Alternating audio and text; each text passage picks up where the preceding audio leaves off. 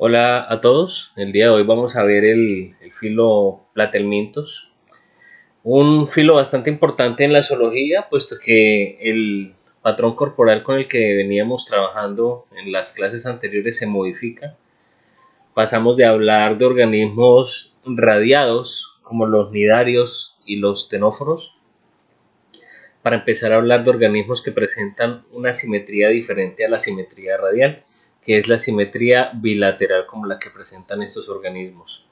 Por primera vez dentro del proceso evolutivo se evidencia la aparición de esta asimetría bilateral, lo cual implica una serie de modificaciones corporales que están relacionadas con diferencias en los estilos de vida. Por ejemplo, mientras un organismo radiado, como un coral, como una anémona, como un zoantidio o como una medusa, a partir de esa simetría radial obtiene el alimento proveniente de distintas partes alrededor del organismo de donde pueda provenir. En el caso de un organismo de simetría bilateral, es más importante lo que él puede buscar para obtener como alimento que lo que pueda provenir del ambiente. Por esa razón, al tener una simetría bilateral, existe una concentración de órganos de los sentidos en uno de sus extremos, que es lo que se conoce como la cefalización, y a partir de esa cefalización se estructuran órganos que son importantes para el desplazamiento como para la percepción de su entorno, como pueden ser fotorreceptores o pueden ser quimioreceptores. También se encuentran mecanorreceptores que ayudan a la localización del animal en su entorno y a la localización del posible alimento que ellos puedan conseguir. Entonces, ser bilateral implica ir en busca de el alimento.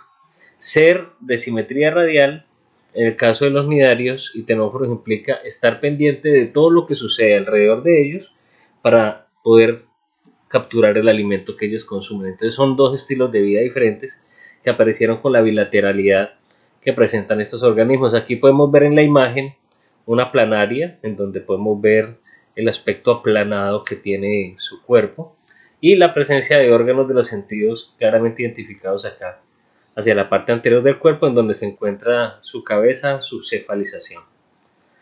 De este modo, pues los platelmintos evidencian una de las características más importantes dentro del reino animal, que es la simetría bilateral, una característica que prevaleció en todos los fila que vamos a ver de aquí en adelante, en los diferentes grupos de pseudocelomados, en anélidos, en moluscos, en artrópodos, en equinodermata, en hemicordata y en todos los cordados, que comparten como característica común, entre otras, la bilateralidad.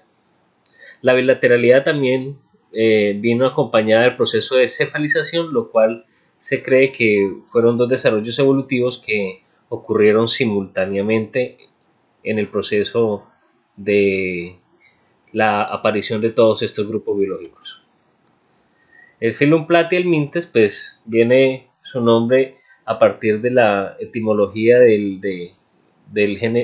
término platis, del prefijo platis, que significa plano, helminths, que significa gusano, es decir, gusanos planos o gusanos aplanados. Dorsoventralmente hay aproximadamente unas 20.000 especies de vida libre y especies parásitos.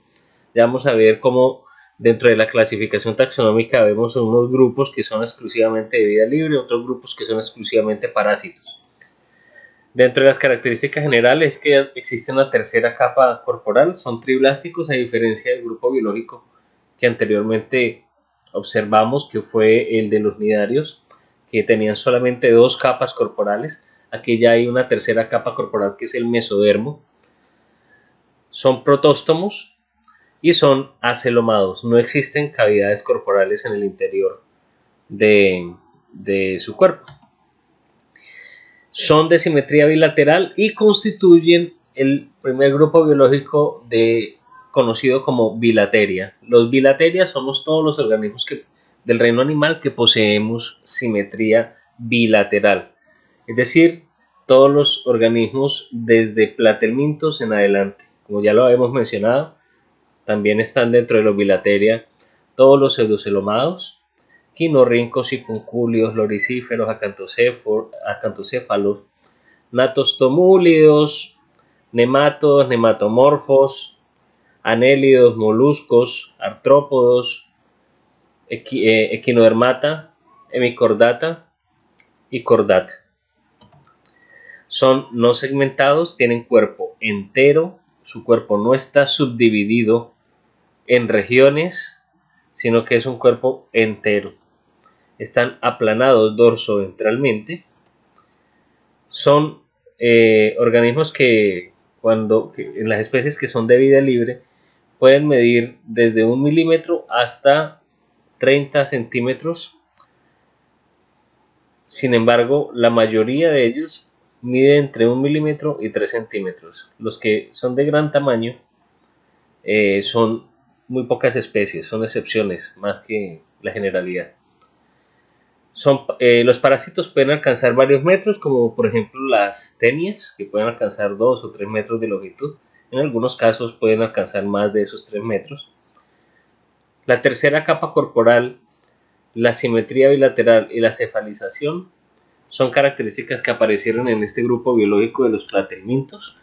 Y esta cefalización es importante porque el hecho de que se presente la cefalización indica una centralización del sistema nervioso. Aquí en este grupo biológico ya aparece la característica de la complejidad del cuerpo a nivel tisular. Ya tenemos tejidos y tenemos órganos. Los órganos hacen que estos organismos presenten una complejidad estructural mayor que la que presentan, por ejemplo, el grupo anteriormente visto de los cnidarios. Aparecen los protonefridios como estructuras encargadas de la eliminación de desechos nitrogenados. Poseen un digestivo incompleto, una característica que es común al grupo anteriormente visto de los cnidarios, puesto que aquí el digestivo de los platihelmintes no tiene una segunda abertura, solamente tiene una boca y por esa boca también externalizan los desechos de la digestión. Existen 4 clases taxonómicas dentro de los platelmintos, son la clase Turbelaria, clase Cestoda, clase Monogenia y clase Trematoda. La clase Turbelaria son todos organismos de vida libre. Es un grupo parafilético. Es un grupo parafilético que todavía está en discusión. Se cree que es un grupo artificial.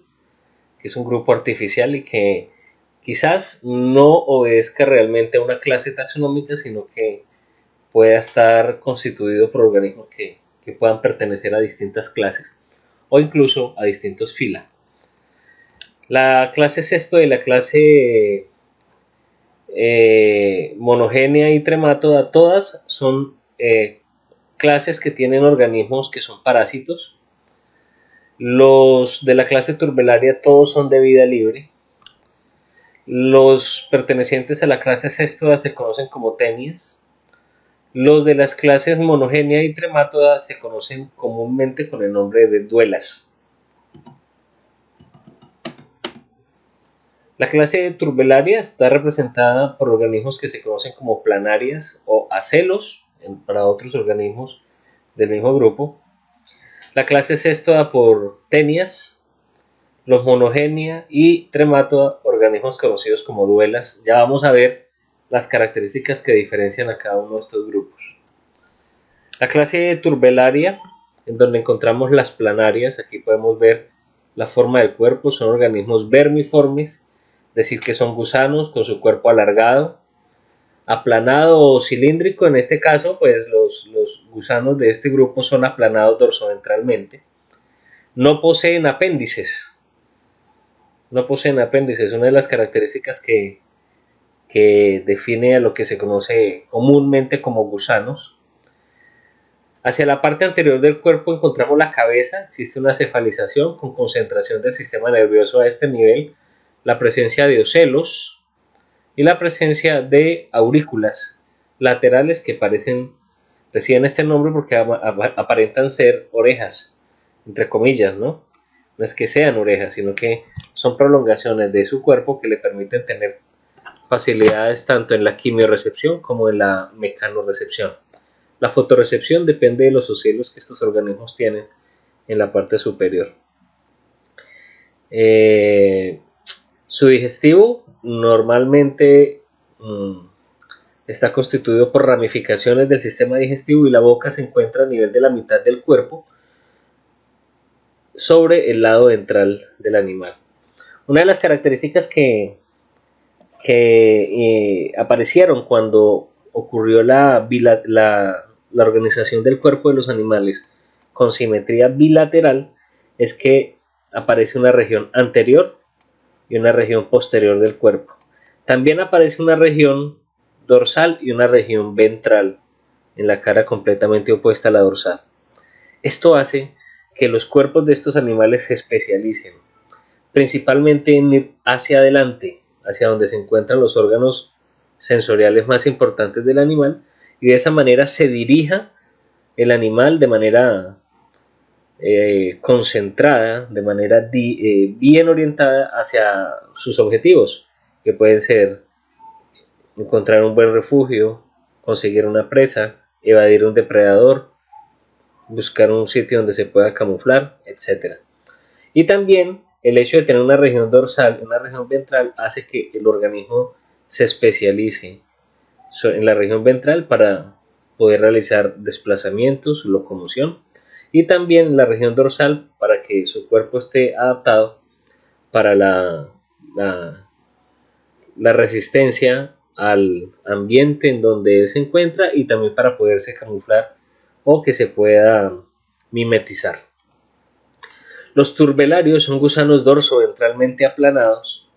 Algunas especies presentan protuberancias cefálicas, como las aurículas de las que hablamos hace un momento, que son prolongaciones laterales de su cuerpo hacia la parte de la cefalización, o la presencia de tentáculos marginales o dorsales que son cortos. Esas son protuberancias que pueden presentar distintas especies de turbelarios.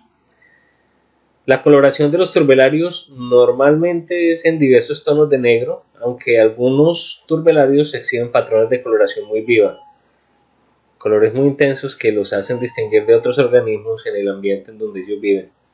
El tamaño va desde organismos microscópicos hasta, por ejemplo, organismos que pueden alcanzar tamaños importantes para el grupo, como los 60 centímetros, que puede llegar a alcanzar una planaria terrestre de amplia distribución a nivel de los distintos continentes del mundo, como Vipalium kiwense.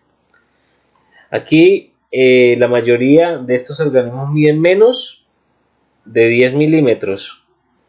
Son organismos que la mayoría están dentro del rango de tamaño pequeños. Principalmente son organismos acuáticos. La mayor parte de los turbelarios se encuentra en ecosistemas marinos, aunque podemos encontrar organismos turbelaria en ecosistemas dulceacuícolas y en ecosistemas terrestres. En ecosistemas dulceacuícolas se pueden encontrar tanto en ecosistemas lóticos como en ecosistemas lénticos. Ecosistemas lóticos son aquellos de agua corriente, ecosistemas lénticos son aquellos de agua estancada, embalses, represas, lagos, lagunas, etc. Los que viven en ecosistemas terrestres generalmente se pueden encontrar en ambientes con alta humedad, en microambientes ricos en materia orgánica o en ambientes protegidos, como debajo de rocas, debajo de hojas, en donde pueden llevar a cabo su ciclo de vida. Casi todas las especies acuáticas son bentónicas, muy pocas son pelágicas. Habitan en la arena o en el fango de los ecosistemas acuáticos, viven bajo rocas o conchas o sobre algas marinas, asociados a corales, también se pueden encontrar. Las formas dulceacuícolas viven en lagos, lagunas y arroyos, ocupando hábitats bentónicos también. Algunas especies son terrestres, como Vipalium kiwense, que acabamos de mencionar, Y las planarias terrestres son, dentro del grupo de los turbelarios, los gigantes del grupo. Se han descrito unas 3.000 especies de turbelarios hasta el momento, pero se cree que existen muchas más por descubrir. Esta es la famosa Vipalium kewensi, que es la planaria terrestre más grande del mundo, puede alcanzar hasta los 60 centímetros de longitud.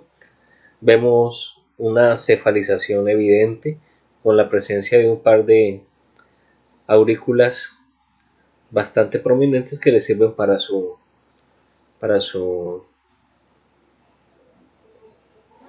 fotorrecepción, quimiorecepción y mecanorecepción. Su cuerpo, como podemos ver, es brillante gracias a la gran cantidad de secreciones mucosas que pueden realizar sus células epidérmicas, y las secreciones mucosas en estos organismos principalmente se dan para mantener la homeostasis del animal, para evitar la pérdida del agua por medio de la desecación, y también para lubricar su desplazamiento. También sirve para lubricar su desplazamiento en el momento en que estos animales están realizando su locomoción terrestre, y de esa manera entonces evitan, al lubricar su desplazamiento, evitan la pérdida de células, y esto hace que se mantenga entonces la integridad del animal a pesar de que se desplace en ambientes que pueden llegar a ser agresivos sobre las células y sobre las partes del cuerpo del animal. Aquí vemos un video en National Geographic en donde muestra a Vipalium kewensi desplazándose. Recuerden que la boca de este animal también suele ser el ano. La boca de estos animales se encuentra ubicada hacia la mitad del cuerpo, es decir, que no está ubicada en la cefalización del animal.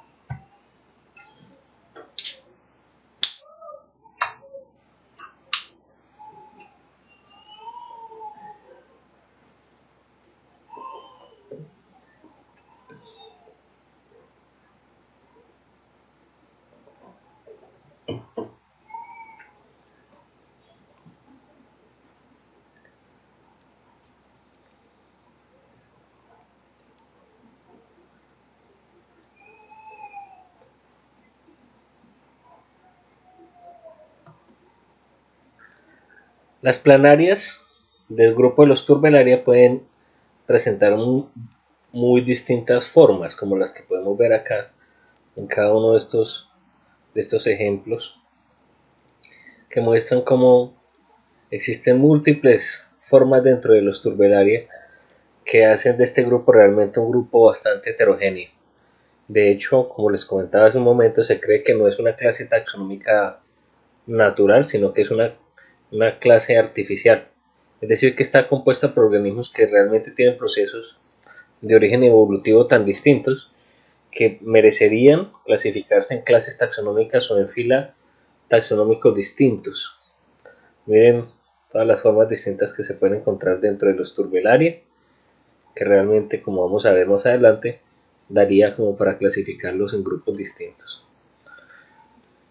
Si realizáramos un corte transversal de una planaria, podríamos observar lo que vemos aquí a mano derecha. Es decir, que estaríamos observando un organismo que tiene un aplanamiento dorso-ventral, un organismo que además de eso tiene al interior ramificaciones del sistema digestivo, lo que podemos ver aquí hacia la parte central y lateral de este corte, donde vemos la luz intestinal del intestino y el epitelio intestinal que tenemos acá. Estos derivados intestinales y digestivos del animal, como la faringe y los intestinos, proceden de la capa más profunda en el desarrollo del animal, que es el endodermo. Y entre esos derivados endodérmicos y el ectodermo, que está constituyendo la epidermis del animal, se encuentra todos los tejidos de origen mesodérmico que tiene el animal. Nótese que no hay ninguna cavidad corporal entre el endodermo y ectodermo. Todo está completamente relleno de estructuras originadas a partir del mesodermo. La epidermis, hacia la parte ventral, está constituido por células que poseen cilios, que ayudan al desplazamiento reptante que tienen estos animales. Hacia la parte dorsal, esas células epidérmicas carecen de cilios y se encargan, por el contrario, de generar una gran cantidad de secreción glandular a partir de células glandulares que entregan esas secreciones glandulares a la superficie del cuerpo del animal para mantenerlo húmedo y favorecer su desplazamiento. Es de aclarar que esas células glandulares no son exclusivas de los organismos terrestres. Por el contrario, los organismos acuáticos necesitan una gran cantidad de secreciones glandulares para poder subsistir en el día a día en ese ecosistema acuático. Recuerden que los organismos terrestres, al reptar, se están realizando una fricción principalmente sobre la parte ventral del cuerpo, mientras que los organismos acuáticos, al desplazarse en ese ecosistema acuático, están generando una fricción con el agua en la totalidad de su cuerpo. Por tal razón, las secreciones glandulares lubrican ese desplazamiento acuático y de hecho lo hacen ser mucho más fluido. También tenemos hacia la parte interna una serie de músculos que pueden ser músculos longitudinales o también podemos encontrar músculos parenquimales que se encargan de mantener la integridad de la forma aplanada del cuerpo del animal. Poseen también músculos circulares que les permite, en combinación con los longitudinales, realizar el movimiento reptante que ellos normalmente realizan.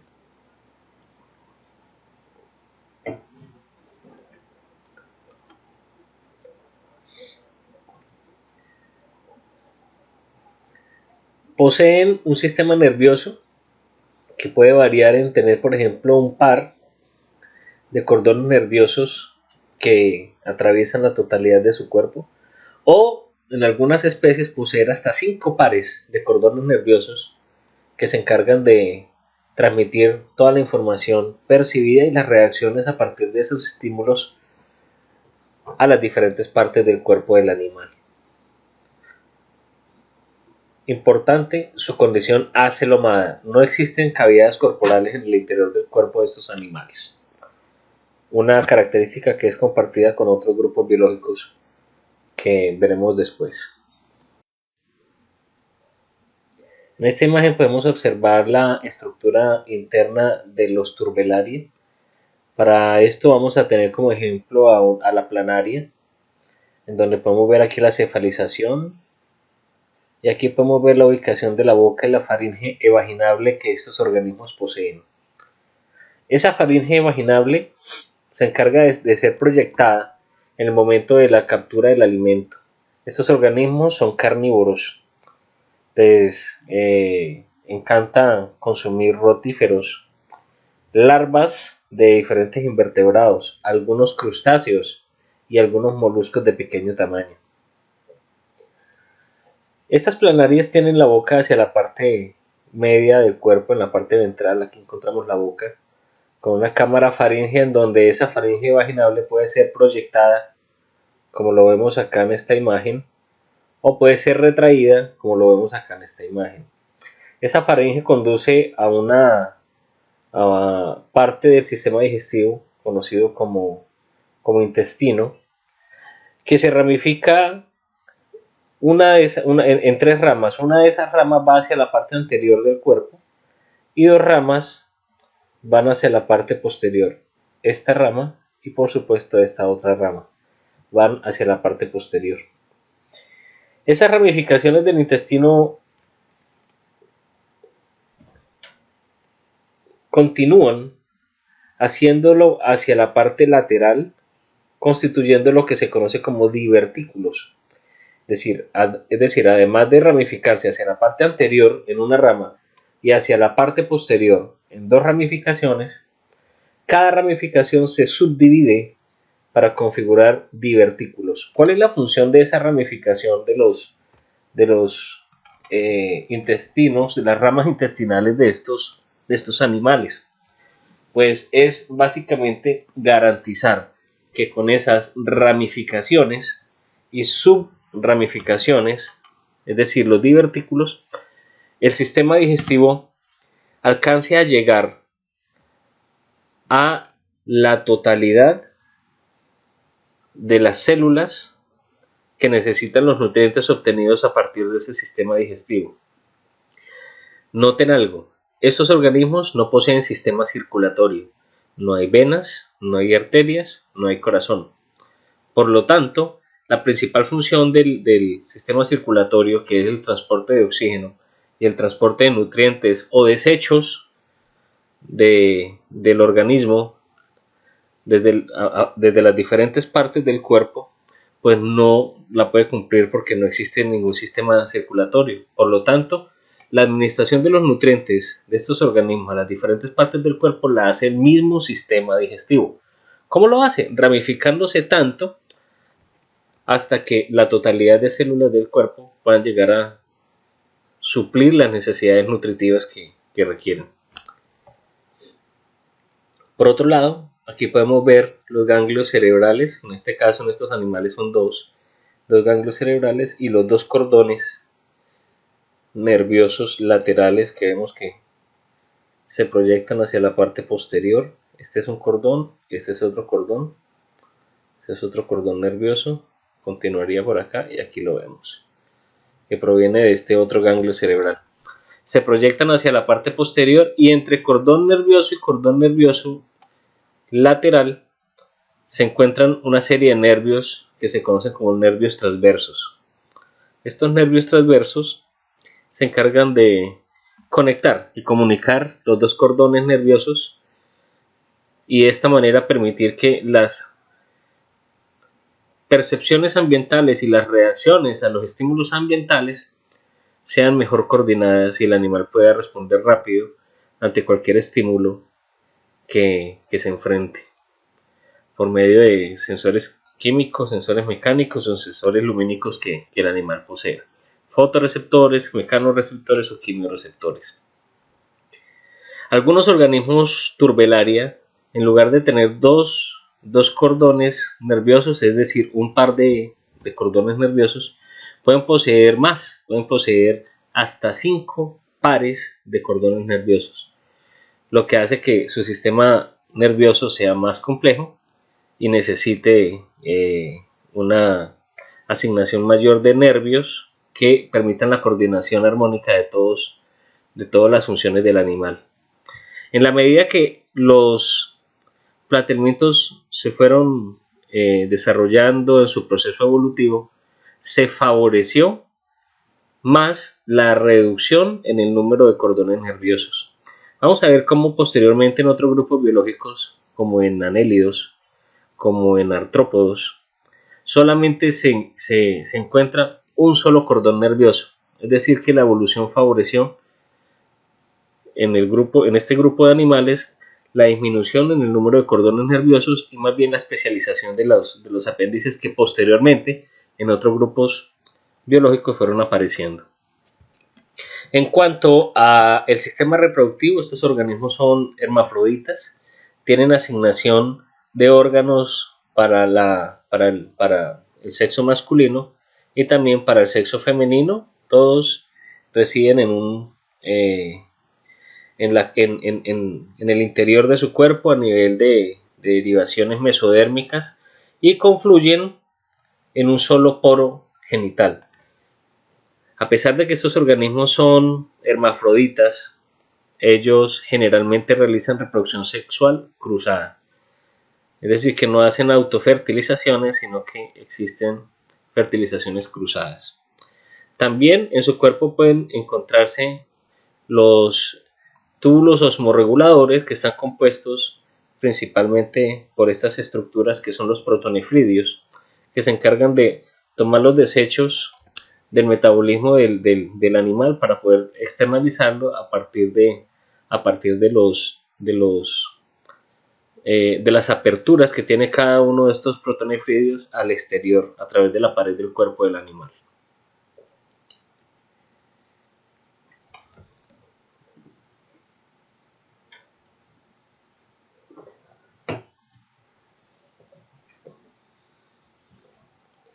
Aquí podemos observar dos formas diferentes en las que se puede encontrar ramificado el intestino de un turbelario. A mano izquierda, en la parte A, encontramos a una configuración triclaida, quiere decir que su intestino está ramificado en 3 ramas, 2 hacia posterior, una hacia anterior. Y en la figura de la derecha podemos encontrar la configuración de su intestino de manera policládida. Poli significa muchos, clado significa ramificación, es decir, muchas ramificaciones de su intestino en estos organismos. Hay organismos que son policládidos, otros organismos que son tricládidos, más adelante lo vamos a ver.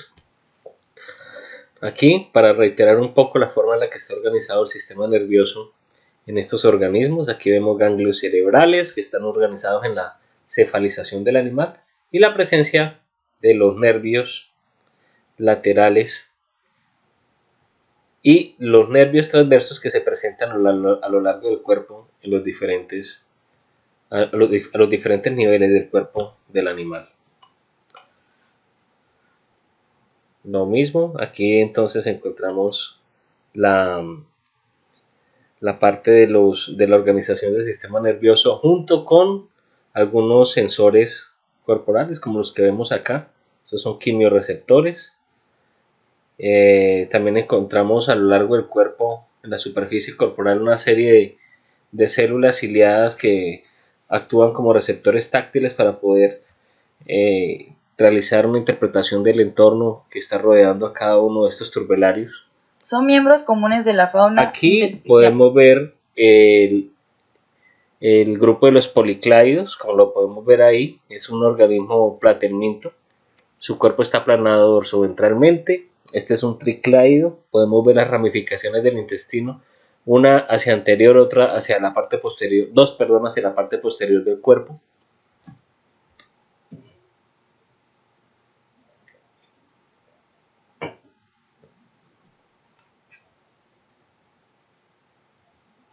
Esa es una planaria. Como podemos ver, en el ambiente en donde vive la planaria viven otros organismos como estas pulguitas de agua que alcanzamos a ver ahí. Estas son planarias. Este es un experimento que muestra cómo ocurre la regeneración en las planarias. Es un método de reproducción que ellos tienen de tipo asexual. Normalmente ellas podrían realizarlo sin necesidad de intervención de humanos. Cuando las poblaciones de estas especies se ven disminuidas, ellas naturalmente constriñen la parte media de su cuerpo y dividen su cuerpo en dos partes. Cada parte regenera la parte faltante y de esa manera se pueden multiplicar asexualmente estas especies. La regeneración de estos organismos es uno de los fenómenos más interesantes que ocurren en ellos, puesto que son capaces de, a partir de un organismo, generar 2 o 3 individuos completamente formados. Aquí vamos a ver cómo en este video nos demuestran que a partir de un mismo organismo se puede generar a través de procesos de regeneración, se pueden generar diferentes organismos. Aquí vemos una planaria que es cortada en varias partes, en 4 partes, y lo que va a suceder a continuación es cómo cada una de esas partes va a ir a lo largo del tiempo generando la estructuración completa de un organismo.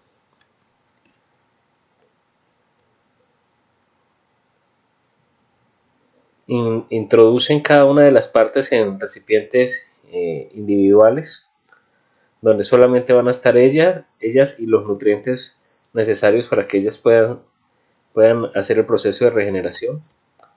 Y a lo largo del tiempo, pues cada una de esas partes va a tener la capacidad de regenerar una planaria completa, solo que la velocidad del del proceso de regeneración varía.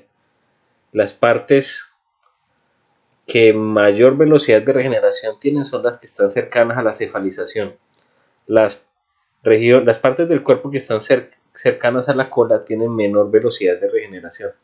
Hay una gran cantidad de células totipotentes en el interior de su cuerpo que le permiten tener esa capacidad regenerativa a estos organismos.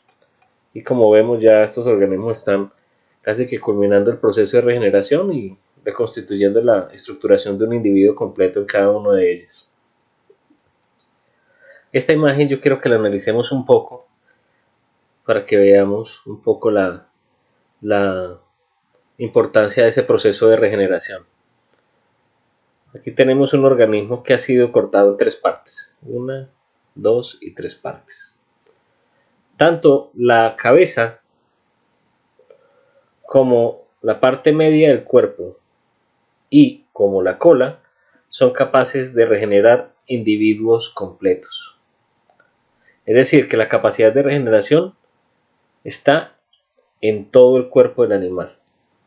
Sin embargo, la gráfica que vemos acá a mano derecha nos indica algo bastante interesante, y es que dependiendo de la parte del cuerpo que se use para realizar el proceso de regeneración, al cortarla puede tardar un número de días diferente en la estructuración de un individuo completo.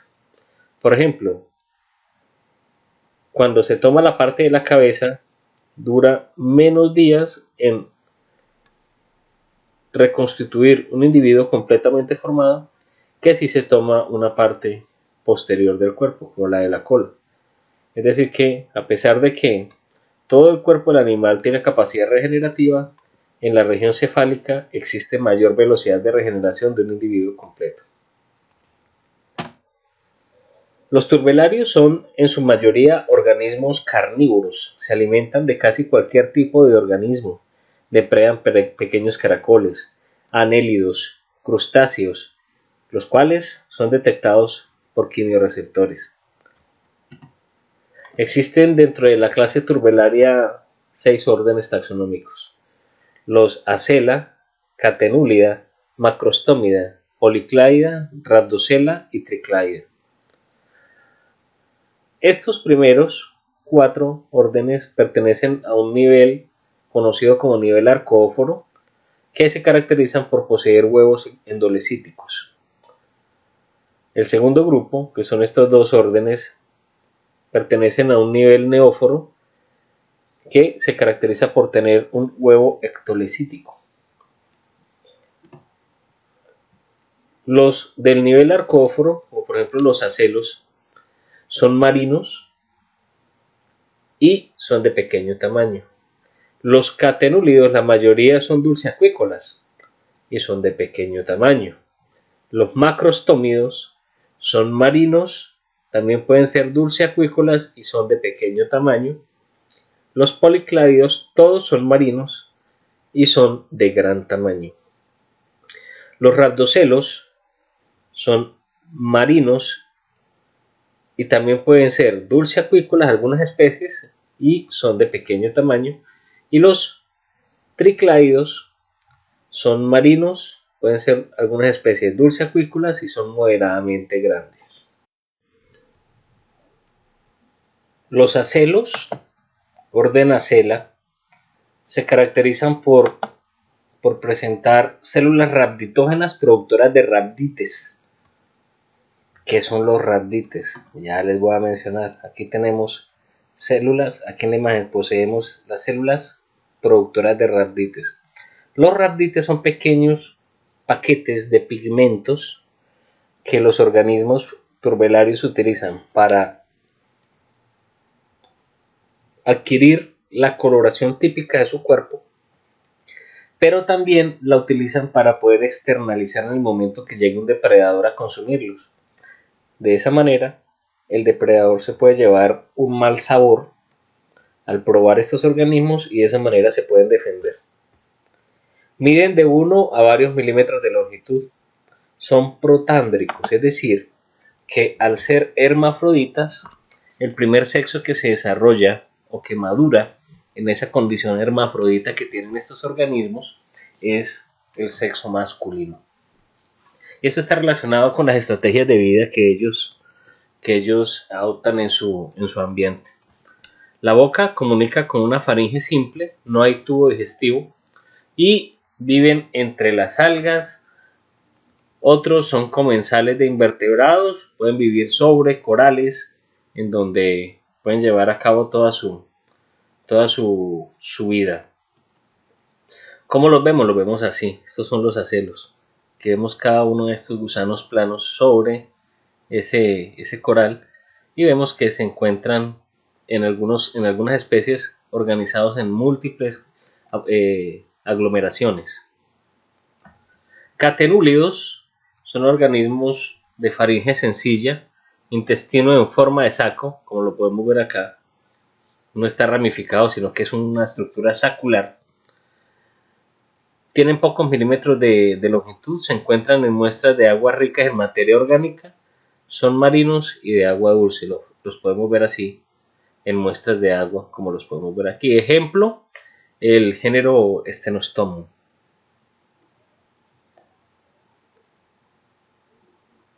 Esos son gusanos planos, platelmintos, filum platelmintes, clase Turbelaria, orden Catenúlida. El orden Macrostomida, como lo podemos ver ahí, son especies que pueden ser marinas o también algunas especies son dulceacuícolas.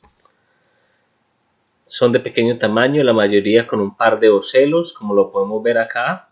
Una faringe sencilla, intestino en forma de saco.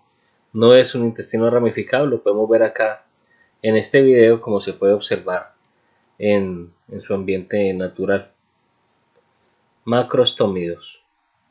Policláido, uno de los grupos más famosos dentro de los platelmintos, los que poseen la coloración más intensa, colores más vistosos.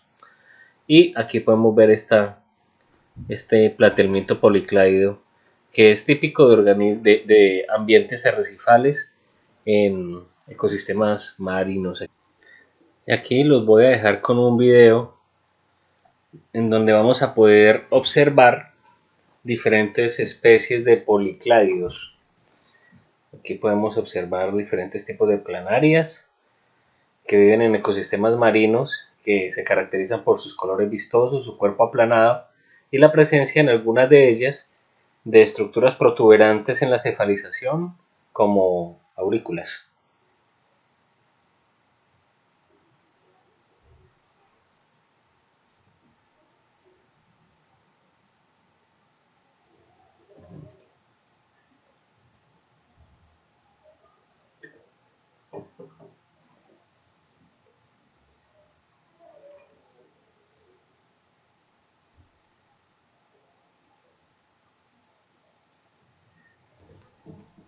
Bien. El orden Rhabdocella incluye organismos que se caracterizan por poseer una probóscide compleja. La boca no es anterior, sino que se encuentra en la parte media del cuerpo. Como ustedes se pueden dar cuenta acá, este rhabdocelo está consumiendo este invertebrado a través de la boca que se encuentra en la parte media de su cuerpo. Aquí podemos ver los dos ocelos y su extremo anterior formando una probóscide, que es una proyección, una protuberancia mayor a la que presentan especímenes de otros grupos dentro del grupo de los Turbelaria.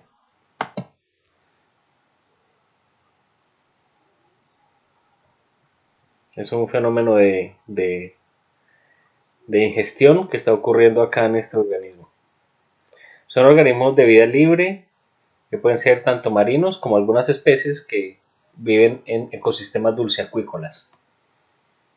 Y los tricláidos, que es el orden más famoso porque aquí es donde se encuentran las planarias. Son organismos que tienen intestinos con 3 ramas, cada una de ellas con numerosas ramificaciones conocidas como divertículos, especies marinas, dulceacuícolas y terrestres. La mayoría son de vida libre. Acá encontramos a las planarias en donde podemos ver que su boca que se encuentra a nivel medial en el cuerpo, puede externalizar una probóscide, que es la que le permite capturar las presas y poderlas consumir. Son ávidos depredadores, son carnívoros en los ecosistemas en donde ellos viven.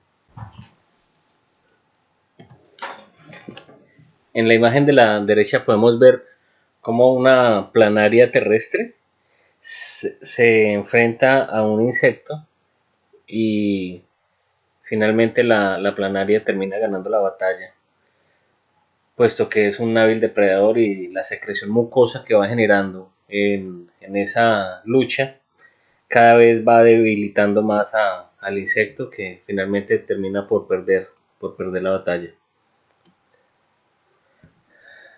A continuación vamos a empezar a trabajar la clase monogenia y la clase tremátoda, que son dos clases conocidas comúnmente como duelas hepáticas, como duelas en general. Y vamos a observar en esta imagen que les traigo dónde se encuentran los parásitos hepáticos. Miren, este es un tejido hepático, esto es hígado. En cada uno de estos sitios es en donde vemos estas ranuras, se ubican los diferentes parásitos que vemos acá. Miren, estas son las fasciolas hepáticas, estos son los platelmientos que están parasitando. Aquí tenemos un grupo de platelmientos parasitando el hígado de estos organismos. En general, estas dos clases contienen más de 8.000 especies y son organismos que se conocen como ectoparásitos, y algunos, o mejor, la mayoría de ellos son endoparásitos. En la clase tremátoda podemos encontrar organismos que se caracterizan por poseer cuerpos provistos de ventosas. En el caso de los tremátodos tienen dos ventosas, una ventosa oral y otra ventosa que está ubicada ventralmente. ¿Cómo la podemos ver en el organismo? Acá, mire. Ventosa oral, ventosa ventral. Desde una vista ventral, desde la vista dorsal, obviamente no se puede ver la ventosa ventral, pero sí se puede ver la ventosa oral. La ventosa ventral la utilizan estos organismos para fijarse al tejido que ellos están parasitando. Y la ventosa oral lo utilizan para raspar el tejido y poder consumir los fluidos del tejido que ellos parasitan. El alimento entra por la ventosa oral, continúa un músculo faríngeo que se ramifica en dos ramificaciones intestinales que van hasta la parte final del cuerpo.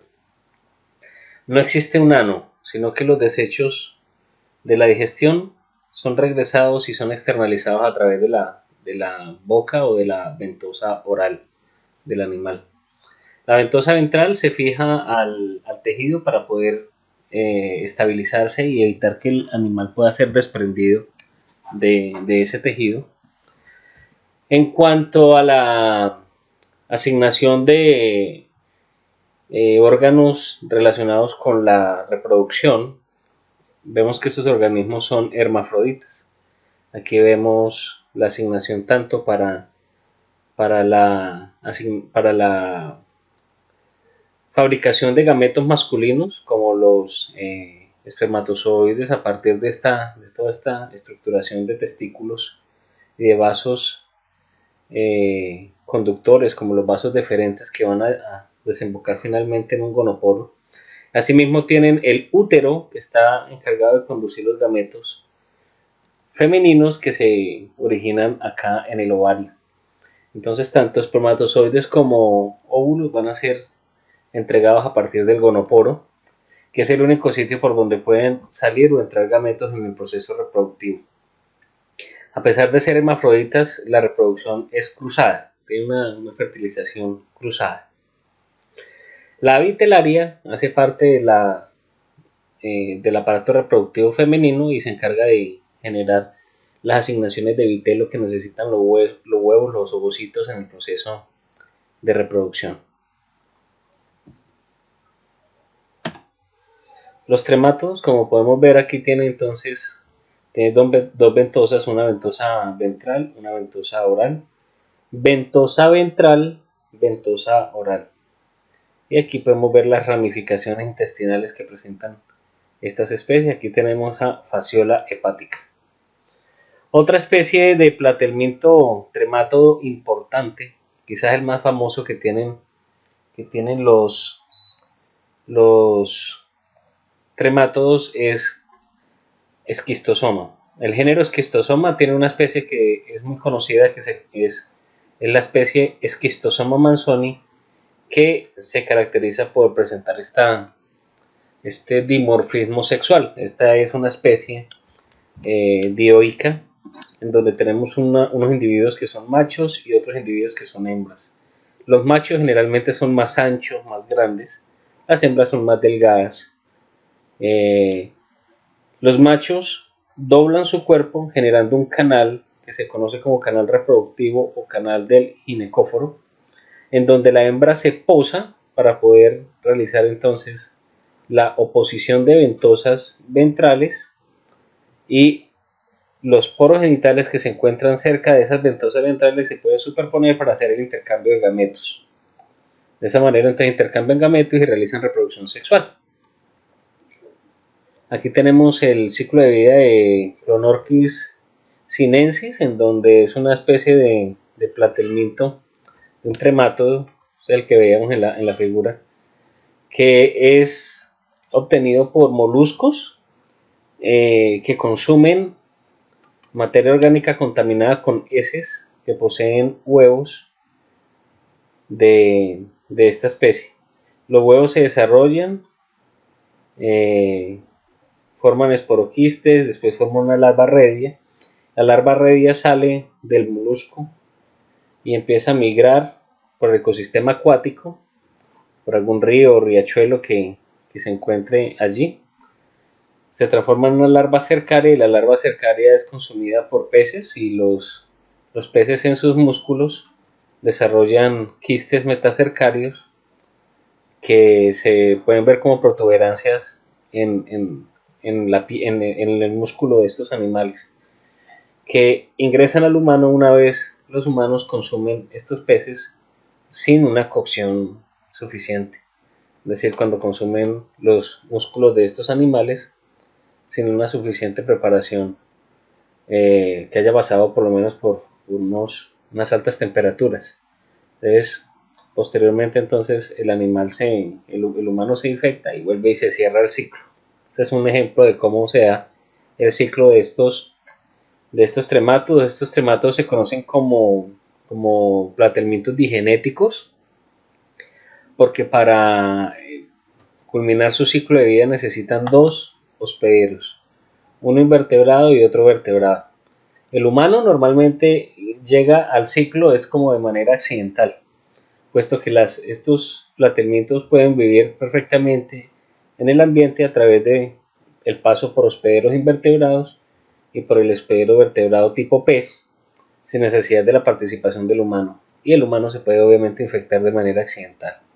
Aquí les traigo una imagen de un hígado de res que está parasitado por Phaseola hepática, y vamos a ver cómo de este hígado pues en este hígado se puede encontrar una gran cantidad de estos parásitos. Mire, ahí, como ustedes pueden ver, hay sitios en donde hay una alta concentración de estos platelmintos que actúan como parásitos. Eso quiere decir que en los sitios en donde se crearon estas vacas que están parasitadas, pues existe la circulación del parásito, y seguramente que se infectaron consumiendo algún alimento contaminado con huevos de Phaseola hepática. Así que tengan mucho cuidado cuando vayan a estar consumiendo sus alimentos, para garantizar que no vayan a tener ningún contacto con parásitos ni de este ni de ningún otro tipo. En la pared del cuerpo, estos tremátodos tienen unas espinas que les ayudan a adherirse mucho mejor al tejido en donde ellos están alimentándose, y de esa manera entonces se se garantiza la estabilidad del animal que tiene un cuerpo plano sobre el tejido que están consumiendo. Esto es lo mismo que estamos viendo ahora, un poco de la anatomía del animal, la ventosa ventral, la ventosa oral, las estructuras encargadas de la eliminación de desechos nitrogenados, que son los protonefridios, que confluyen en una vesícula que termina en un nefridio poro, que se encarga de actuar como un poro excretor, eliminando los desechos nitrogenados del animal. La clase monogenia es una clase que en términos comunes incluye organismos que se conocen como duelas, pero a diferencia de las duelas de la clase tremátoda, las duelas de la clase monogenia se caracterizan por carecer de ventosas y en contraposición, en lugar de adherirse por ventosas, se adhieren a los tejidos de los animales que ellos parasitan a través de unos ganchos que se encuentran en la parte posterior del cuerpo, conocidos como el opistaptor. Aquí tenemos el opistaptor en este organismo acá, en la parte final, y aquí y en esta especie, en lugar de ganchos, tenemos ventosas orientadas hacia la parte posterior. Hacia la parte anterior tenemos la boca, una faringe y una ramificación del intestino, similar a como ocurre también en tremátodos. Y una de las diferencias es que acá tenemos organismos que presentan desarrollo de juveniles en el interior. Entonces estos organismos también se caracterizan por eso. Aquí tenemos un ejemplo de cómo se puede ver un monogenio con su opistaptor y sus ganchos actuando para poder adherirse a la superficie en donde ellos estén funcionando. Aquí podemos ver que el animal está roto, tiene una laceración a este nivel y seguramente a partir de esa laceración seguramente muera. Y lo interesante acá es ver cómo su boca pues está ávida de estar buscando alimento en el ambiente en donde ellos viven, y en el video de abajo podemos ver cómo el opistaptor le sirve para aferrarse a las branquias de un pez, que es normalmente donde ellos viven, y de esa manera fijarse activamente para evitar ser lavados por el movimiento del agua atravesando las branquias en el proceso de respiración del animal, del pez. Entonces el opistaptor sirve para fijarse fuertemente a esas branquias, y mientras que el animal va consumiendo el tejido branquial del pez. Son parásitos de peces, específicamente a nivel de las branquias. Aquí podemos ver el opistaptor cerrado, fijando al animal de manera fuerte a esas branquias y evitando que sea lavado por los movimientos del agua. Clase monogenia. Monogenia, a diferencia de los digenéticos que acabamos de ver, indica que para completar su ciclo de vida solamente necesitan un hospedero. En este caso, en la mayoría de las especies de los monogenios, el hospedero es un hospedero vertebrado, especialmente peces. Aquí vemos el opistaptor cerrado, pero con movimiento que le permite al animal seguir fijándose y acomodándose a los movimientos que tanto las branquias posean como los que el mismo organismo realiza en su proceso de alimentación.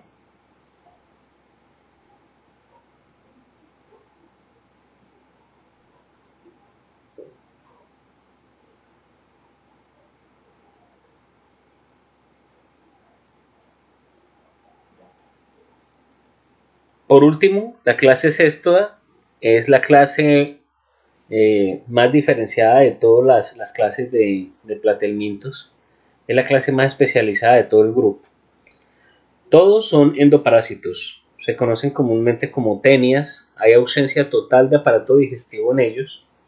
Evolutivamente prefirieron o fueron favorecidos en el no tener sistema digestivo, porque ellos viven dentro de un sistema digestivo. Entonces su estilo de vida parásito es tan estilizado que no gastan ni tiempo ni energía en mantener un sistema digestivo que es costoso, porque ya viven dentro de un sistema digestivo y absorben los nutrientes degradados por el organismo que están parasitando. Hay dos subclases, la subclase Eucestoda y la subclase Cestodaria. La subclase Cestodaria es la que tiene el cuerpo no dividido en segmentos como lo vemos acá. Las tenias más famosas, que quizás todos ustedes conocen, tienen el cuerpo segmentado, dividido de esta manera. Estas pertenecen a la subclase Eucestoda. Hay unas tenias que no lo poseen así y son las pertenecientes al grupo de los Cestodaria. Aquí vemos una fotografía de una tenia en donde se puede observar esta región, que de ahora en adelante espero que les quede muy claro que no es una cabeza. Esta no es una cabeza. Este es el conocido, el famoso y bien reconocido por todos los zoólogos como el escólex.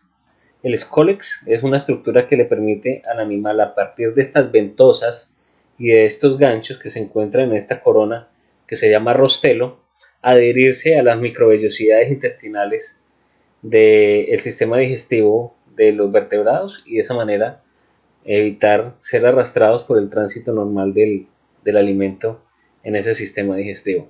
Esto ya lo vamos a ver. La subclase Cestodaria, que son tenias no segmentadas, entonces adquieren formas como las que vemos acá. Todas estas son clases Cestoda, subclases Cestodaria. Tienen formas bastante variables, no tienen su cuerpo segmentado. La subclase Eucestoda, pues sí tiene cuerpos segmentados y podemos ver escólex de diferentes formas como los que vemos acá. El más famoso es de este tipo.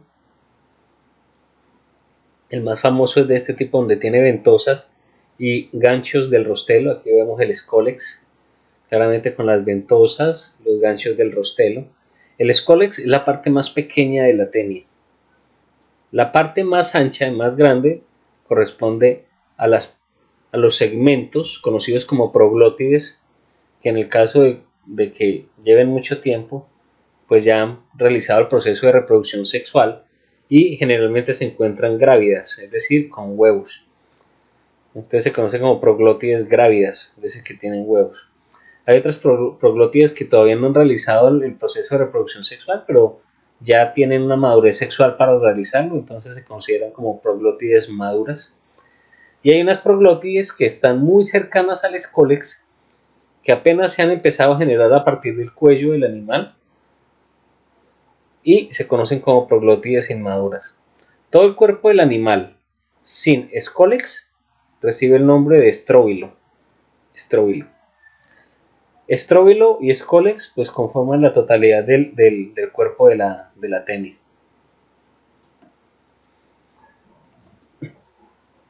Aquí vemos algunas características del escólex. Aquí vemos las ventosas y la corona de ganchos configurando el rostelo con ganchos del rostelo.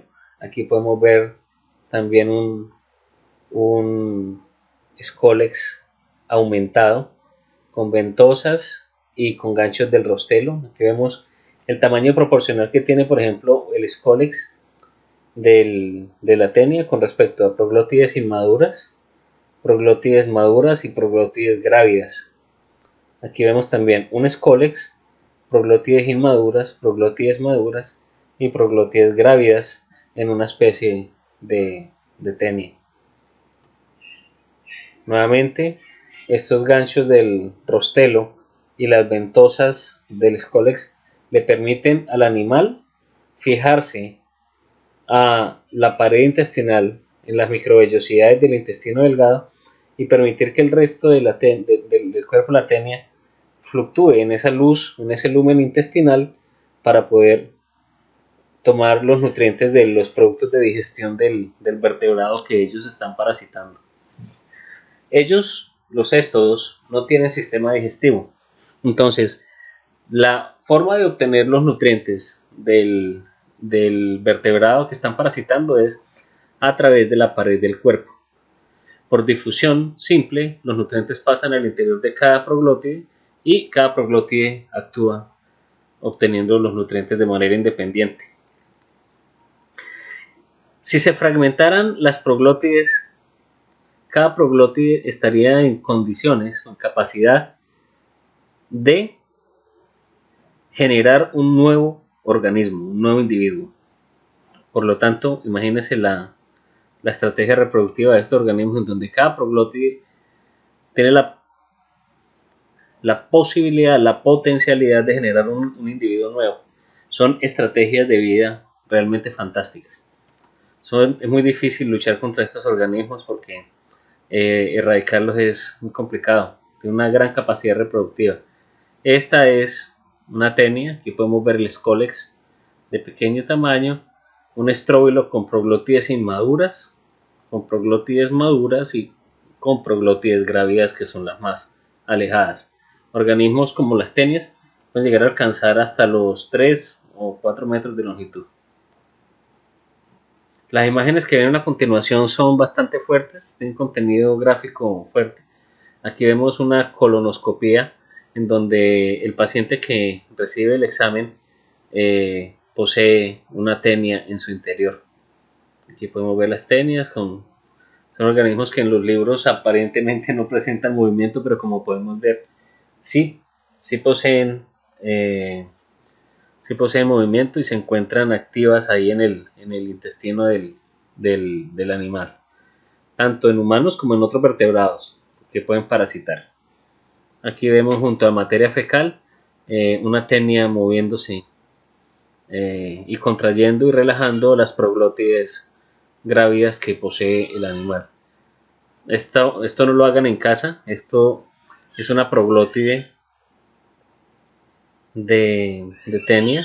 Esto se debió hacer con guantes, pero el video claramente demuestra que fue una irresponsabilidad haberlo tomado con sus propias manos sin ningún tipo de protección, puesto que está en contacto con materia orgánica de materia fecal.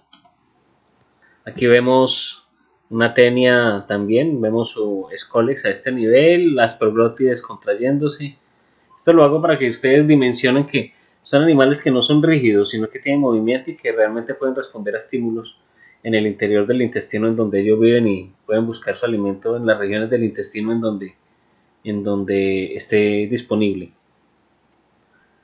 Las proglótides tienen esta estructura. Esta es una imagen que vamos a poder observar en placas micropreparadas que tenemos en el laboratorio. Aquí esto es una proglótide madura. Aquí tenemos parte de otra proglótide y parte de otra proglótide. Aquí vemos entonces los ovarios, vemos la vagina y el poro genital a través del cual el animal realiza la reproducción sexual. Vemos también los testículos, un poco más difusos al lado y lado del útero, que se prolonga hacia la parte contraria en donde se encuentran los ovarios en estos animales, y el espermiducto pasando por un lado de la vagina para desembocar en conjunto tanto la vagina como el espermiducto al poro genital, a través de donde se realiza el proceso de intercambio de gametos. La reproducción sexual hace que, como en todos los organismos de reproducción sexual, la variabilidad aumente, existan más formas de resistir los cambios ambientales a los que estos organismos están expuestos.